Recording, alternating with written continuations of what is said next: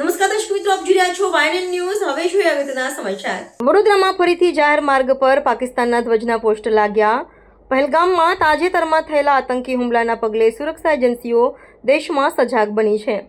આ જ ક્રમમાં વડોદરા શહેરમાં પણ શંકાસ્પદ બાંગ્લાદેશી નાગરિકો વિરુદ્ધ તપાસ ચાલી રહી છે. આવા સંવેદનશીલ સમયગાળામાં શહેરમાં ફરી એકવાર લોકોના આકર્ષણના કેન્દ્ર બની રહેલા પાકિસ્તાનના ધ્વજના પોસ્ટર જાહેર માર્ગ પર લગાવતા ચકચાર મચી ગઈ છે. શહેરના નરહરી હોસ્પિટલથી કાશીબા હોસ્પિટલ તરફ જવાના માર્ગ પર પાકિસ્તાનના ધ્વજ દર્શાવતા પોસ્ટર લગાવાયા છે, જેમાં પાકિસ્તાન મુર્દાબાદ લખાયું હતું.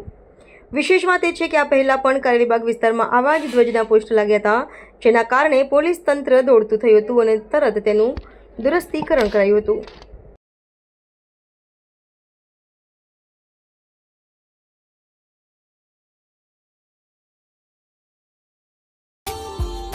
Subscribe now and press the bell icon.